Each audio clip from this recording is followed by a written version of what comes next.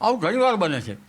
જ્યારે ઉપર ઘણી ઊંચાઈના વાદળો હોય અને આછા વાદળો હોય ત્યારે ઊંચાઈના વાદળોમાં સૂર્ય અથવા ચંદ્ર આવી રીતે ઝાંખા દેખાતા હોય છે, પણ સૂર્યના ફરતા લગભગ કુંડાળા બનતા હોય છે. ચોમાસામાં પણ સૂર્યના ફરતા કુંડાળા બનતા હોય છે. આવો હેલો વર્તુળાકાર ચંદ્રમાં પણ બનતો હોય છે. પરંતુ સૂર્યમાં જો 3 કે 4 આવા કુંડાળા બને તો જમીનના ભૂભાગ ઉપર વાવાઝોડું ફૂંકવાની શક્યતા રહેતી હોય છે, ખાસ કરીને ચોમાસામાં. અને ચોમાસામાં જો આ લાલ કલરના હેલો બનતા હોય અને ચંદ્રમાં સફેદ કલરના હેલો હોય તો ભૂભાગ ઉપર વંટોળ, આપણે જેને વંટોળિયા કહીએ છીએ, ગામડાની ભાષામાં વાવાઝોડા જમીનના ભૂભાગના વાવાઝોડું આવ્યું એમ કહેવામાં આવે છે. તો લગભગ નળિયા ઉડાડી નાખે એવો પવન ફૂંકાતો હોય છે. એટલે આ હેલોને લેવા દેવા છે. ઘણી વખત 1, 2, 3 કે 4 હોય છે. ઊંચાઈના વાદળામાં જ્યારે સૂર્યચંદ્રના કિરણો લગભગ પરાવર્તિત થઈ જતા હોય છે ત્યારે આવું થતું હોય છે. અને જો ચોમાસામાં આવો હેલો લાલ કલરનો થાય સૂર્યના ફરતો અને ચંદ્રમાં સફેદ થાય તો પણ વાવાઝોડું ફૂંકાતું હોય છે. દિગદા, હેલો, ગંધર્વનગર આવી બધી આકૃતિઓ બનતી હોય છે. અને આ બધી આકૃતિઓનો લગભગ મોસમ પરિવર્તન ઉપર અસર થતી હોય છે. જી, કેવા મોસમ પરિવર્તન ઉપર અસર થતી હોય છે? ખાસ કરીને તો એક જ હેલો બન્યો, તો એક કુંડાળું બન્યું છે.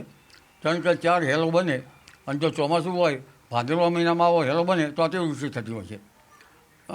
ચંદ્રના ફરતો હેલો બને આવી રીતે, અને એમાં ચંદ્રને વાદળોમાંથી કુંડાળેલો જોવા મળે તો ઘણી વખત રાતમાં આખી રાત ચંદ્ર કુંડાળામાં રહે, એક રાસવા ઉપર ચડ્યા પછી તો વરસાદ થતો હોય છે.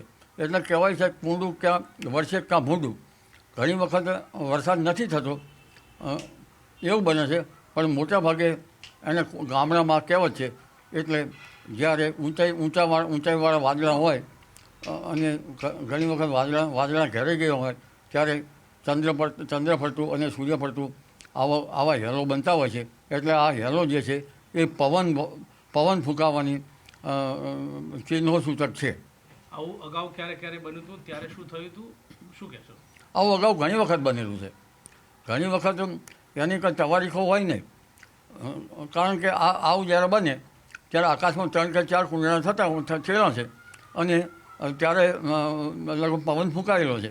ઘણી વખત નિર્ઘાત, એટલે એકબીજાના એક પવનો બીજા પવનને અથડાય ત્યારે પણ કંઈક કોઈ ચિહ્નો સૂચક હોય છે. ઘણી વાર ગંધર્વનગર એટલે આકાશમાં એવા ચિહ્નો બને છે, જાણે ગ્રામ આકાશનું, દેવળ આકાશના આવા કલ્પિત ચિહ્નો બને છે. ત્યારે પણ મોસમમાં પરિવર્તન થતું હોય છે.